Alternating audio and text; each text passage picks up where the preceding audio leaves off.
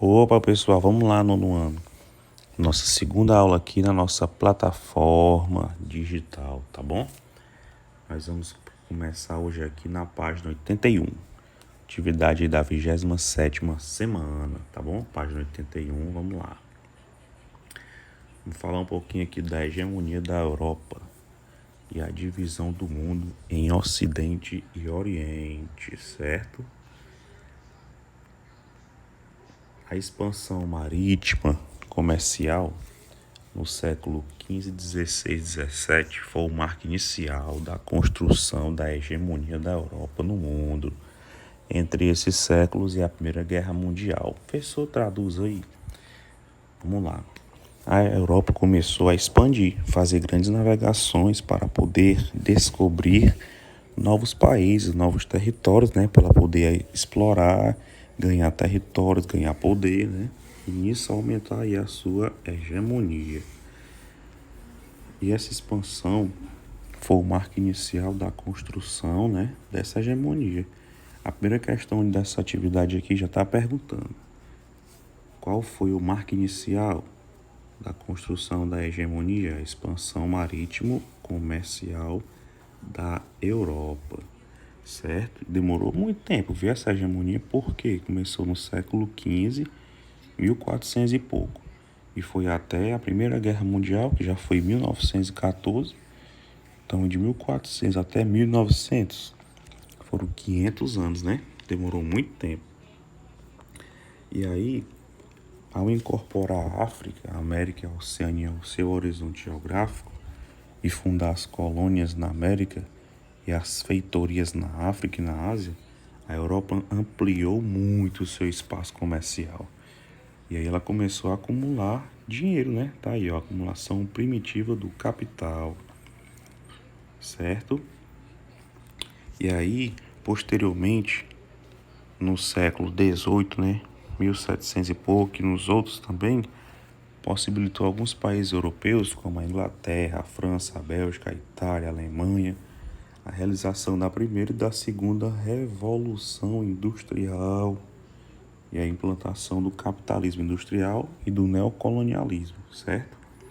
Para a gente ter uma ideia aqui, ó, tá aqui a Europa, certo? Nessa parte aqui central de cima, tá bom? Botou aqui alguns países, ó, França, Espanha e Portugal, Grã-Bretanha, que é a mesma Inglaterra, certo?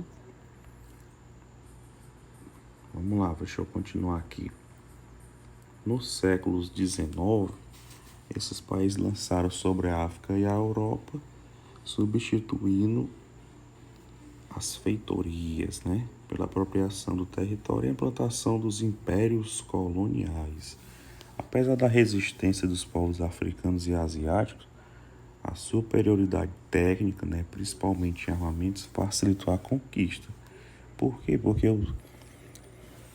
os africanos, coitados, não tinham arma nem nada. Chegava o europeu lá armado, muito bem.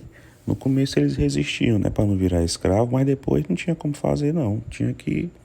Era o jeito ele ceder, senão ele ia morrer. Vamos ver aqui os mapas aqui, ó, 5 e 6, da hegemonia da Europa no mundo todo. Aqui foi no início, ó, no século XVI, 1500 e pouco, certo?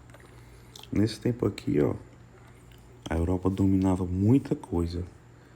A partezinha aqui onde tem o Brasil, ó, São Salvador, né, que virou a Bahia, São Paulo, que é São Paulo mesmo.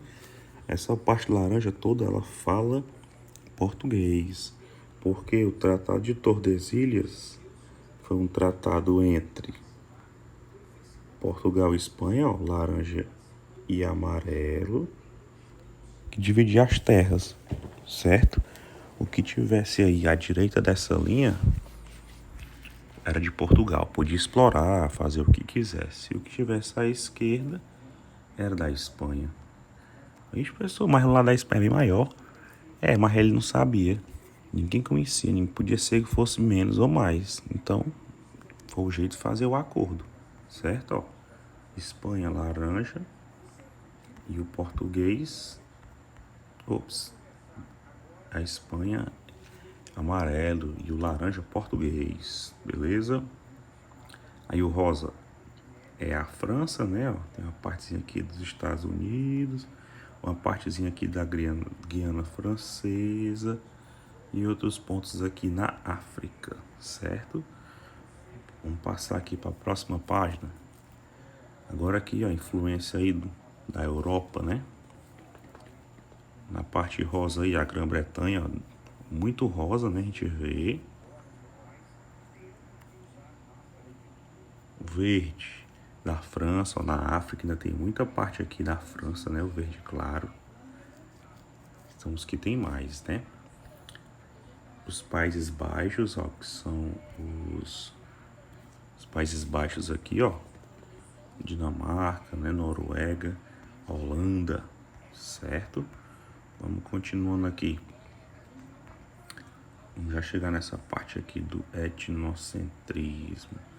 Ver se a influência da Europa no mundo, né, foi grande dois períodos históricos que a gente falou agora, do século XVI até o XIX, e continua pelo século XX, não parou, porque a descolonização da África e da Ásia ocorreu somente na segunda metade do século XX. Demorou muito tempo, né? A influência da Europa também se estendeu pelo mundo por meio das instituições, leis, religiões, formas de sistema de governo, as línguas, as artes, filosofia, ciência. Então a Europa era muito importante, ainda é muito, é tanto que o dinheiro dela, a moeda, é o euro, né? Que vale mais do que o dólar, para vocês terem ideia, tá bom? A Europa ditava moda da maneira de se vestir, modo de pensar, a educação formal. A língua francesa era falada entre as classes sociais mais abastadas, né? Mais ricas, em diferentes países do mundo, que era chique falar francês, era bonito, né? A Primeira Guerra Mundial, com a emergência dos Estados Unidos, na condição de potência, de potência industrial, a hegemonia europeia começou a declinar, apesar de manter até os dias atuais grande presença na política econômica e científica nas relações internacionais. Aqui você vai ver a terceira questão.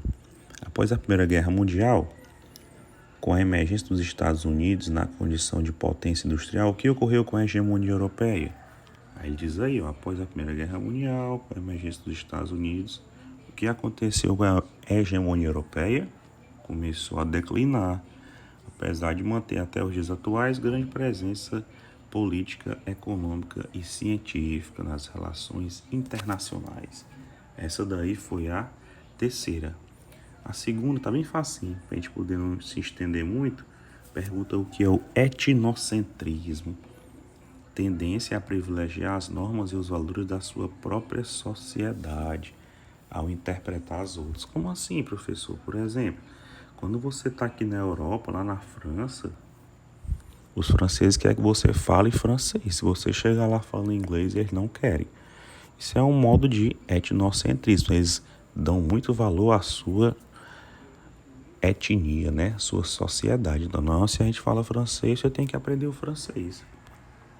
Então, esse daí é o significado de etnocentrismo, tá bom? A gente vai continuar aqui da próxima aula, certo? Então,